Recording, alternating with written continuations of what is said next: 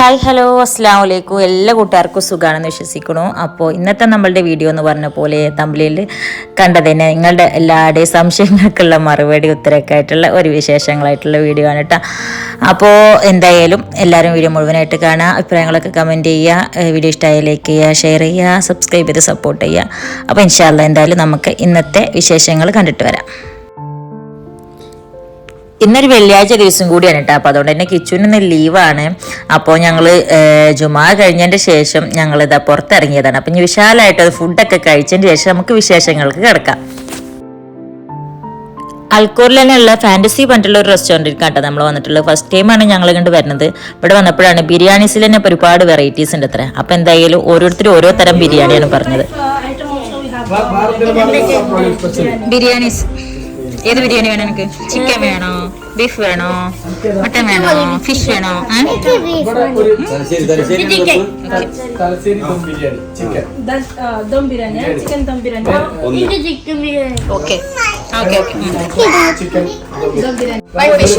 Fantasy പൊതി biryani, no പോത്ത് biryani.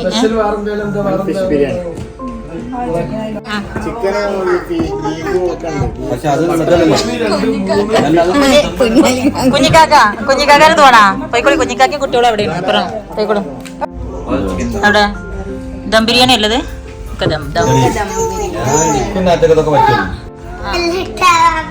ഓളെന്റെ trick കാണിച്ചെന്നോണ്ടല്ലേ ദമ്മ നിക്കണ്ട്. ദമ്മൊക്കെ എവിടെയാണ്? അവളെ അവിടേക്ക് വിടണം, അവളെ അവിടേക്ക് വിടണം. അത് ഇവൾക്ക് പ്ലേറ്റിൽ ഇട്ടെടുത്താൽ മതി. ഞാൻ ഇവിടെ ഇരുന്നോട്ടെ.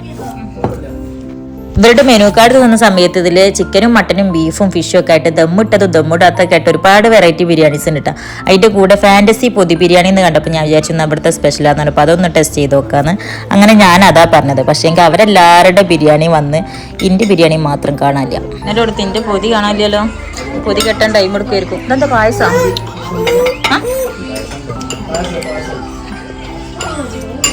മേരാ പൊതി മേരാ പൊതി. അല്ല, ഇത് പേപ്പറിൽ പൊഞ്ഞിരുന്നേനായിരുന്നോ പൊതി എന്ന് പറഞ്ഞു?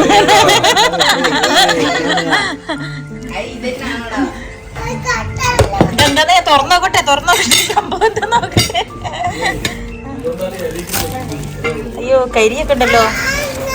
നല്ല സ്മെല്ലുണ്ട്. ഇവിടെ കരിഞ്ഞ വേണം, കരിഞ്ഞ വേണം. അതാ വാഴൻ്റെ എല്ലാം പൊടിഞ്ഞിക്കണ കണ്ടോ.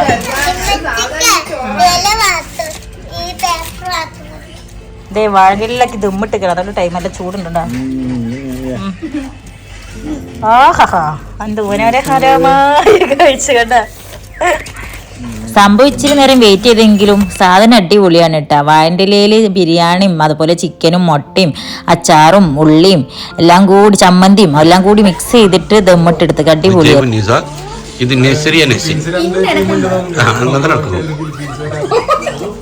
ഇത് മാപ്പിള ഫഹദ് ഫാസിൽ, ഇത് നെസ്രിയ, ഇത് ഫഹദ്, നെസ്രിയ ഫഹദ്. ഇനി ഇത് കുഞ്ഞാലി വെട്ട്. ക്യാമറ എടുക്കേണ്ടത് ദുൽഖർ. കുഞ്ഞാലി വെട്ടും കുട്ടിയും. ഇത് ഇജാൻ, ഇത് പെർമാണി ആറ്റ. ബാബുലിന്റെ കുഞ്ഞാലൊക്കെ ഇടക്കിടക്ക് വാരി കൊടുക്കുന്നുണ്ട്. അയ്യോ, പൊതി ബിരിയാണി അടിപൊളി കേട്ടോ. സെറ്റാണ്. കഴിച്ചൊക്കെ എല്ലാം കൂടി അതുകൊണ്ടേ നല്ല ദമ്മയിക്കണില്ല. നാടി നല്ല ടേസ്റ്റ്, നല്ല ഒക്കെ നല്ല ടേസ്റ്റ് ഉണ്ട്. ഒക്കെ നമ്മളെ ചട്ടിച്ചോറ് കഴിക്കില്ലേ, ചട്ടിച്ചോറ് കഴിക്കലില്ലേ എല്ലാം കൂടിയിട്ടുള്ള കഴിച്ചൊക്കെ ഒരു കഴിച്ചോക്കടാ. അങ്ങനെ മിക്സ് ആക്കി കഴിക്കടാ. ഇവിടെ ടേസ്റ്റ് അറിയുള്ളൂ. കഴിച്ചോ അട്ട്. അതന്നെ ഇത് വെച്ചിട്ട് ദമ്മിട്ട പോലെ ആക്കിക്കണേ. അപ്പൊ അതിന്റെ ഒരു വാഴയുടെ ഒക്കെ ഒരു ടേസ്റ്റ് വരുന്നുണ്ട്. മട്ടൻ ചിക്കൻ ബീഫ് എല്ലാം കൂടി മിക്സ് ചെയ്യും. അങ്ങനെ ട്രൈ ചെയ്ത്. അപ്പൊ ഇതുണ്ടല്ലോ അതാണ് കടലിലെ ബിരിയാണി, കടലിലെ അങ്ങനത്തെ സംഭവം ഇല്ലടി.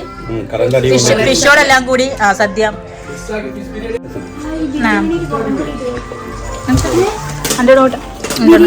കൊടംപുളിയോ? കൊടംപുളി ഇട്ട ബിരിയാണി ചെടലില്ലല്ലോ.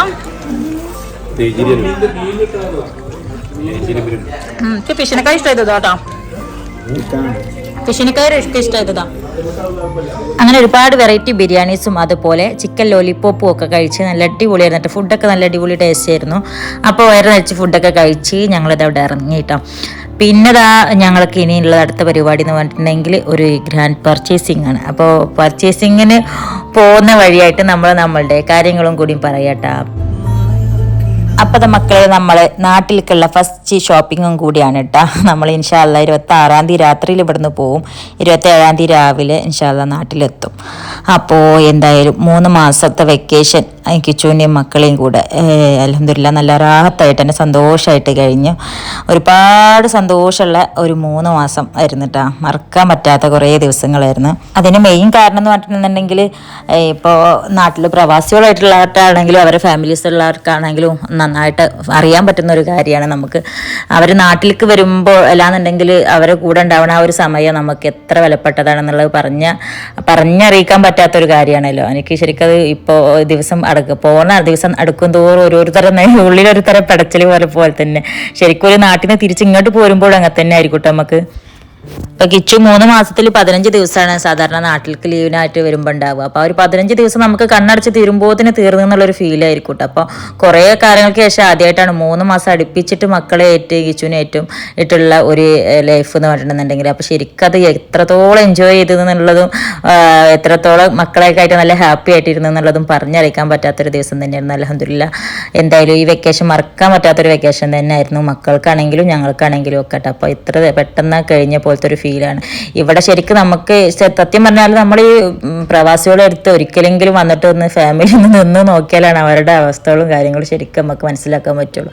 കാരണം ജോലി കഴിഞ്ഞിട്ട് ഓലി വരുമ്പോൾ ആ ഒരു സമയം പിന്നെ നല്ല ടയേർഡായിട്ട് വരുന്ന സമയത്ത് നമ്മൾ കൊടുക്കുന്ന ഒരു ഗ്ലാസ് ചായ അല്ലെങ്കിൽ നമ്മൾ കൊടുക്കുന്ന ഫുഡ് അതിൻ്റെ ഒരു വാല്യൂ അത് പറഞ്ഞറിയിക്കാൻ പറ്റാത്ത തന്നെയാണ് അല്ലേ. അപ്പം ശരിക്കും അതൊക്കെ അതിനൊക്കെ അപ്പുറമാണ് നമ്മൾ ജോലി കഴിഞ്ഞിട്ട് വീട്ടിൽ നിന്ന് നമ്മളെ റൂമിലേക്ക് കൊണ്ട് വരുമ്പോൾ ഫാമിലി മക്കളൊക്കെ ആയിട്ടുള്ള കളി ചിരി. ഞങ്ങൾക്ക് ആണെങ്കിൽ ഇവിടെ കിച്ചു ഡ്യൂട്ടി കഴിഞ്ഞിട്ടുണ്ട് വന്നിട്ടുണ്ടെങ്കിൽ പിന്നെ മക്കളായിട്ട് ഇവിടെ ഒരു ഉത്സവം പോലെയാണ് പിന്നെ രാത്രി കിടന്നുറങ്ങുവോളം.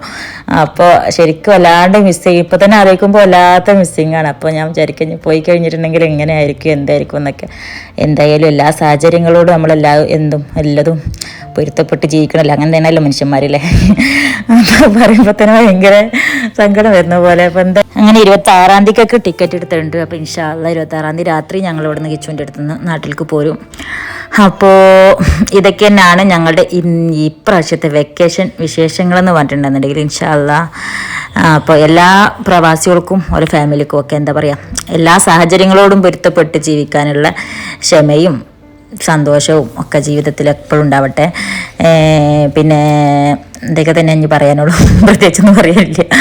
അപ്പോൾ ഇന്നത്തെ വിശേഷങ്ങളൊക്കെ നിങ്ങളായിട്ട് ഷെയർ ചെയ്തിട്ടുണ്ട്. അപ്പോൾ ഇൻഷാല്ലാ എല്ലാവർക്കും സന്തോഷമുള്ള ജീവിതം ഉണ്ടാവട്ടെ അല്ലേ.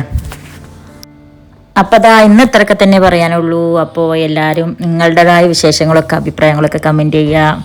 പിന്നെ വീഡിയോ ഇഷ്ടമായി ലൈക്ക് ചെയ്യുക, മാക്സിമം ഷെയർ ചെയ്ത് സപ്പോർട്ട് ചെയ്യുക. അപ്പോൾ ഇൻഷാല്ലാ എല്ലാവർക്കും സന്തോഷം നിറഞ്ഞ ജീവിതം ഉണ്ടാവട്ടെ. അപ്പോൾ ഞങ്ങളുടെ നാട്ടിലേക്ക് എത്തുന്നവരെയുള്ള മറ്റ് വിശേഷങ്ങളൊക്കെ ആയിട്ടുള്ള വീഡിയോ ആയിട്ട് അടുത്ത ദിവസം കാണാം. അതുവരേക്കും എല്ലാവർക്കും അസ്സലാം.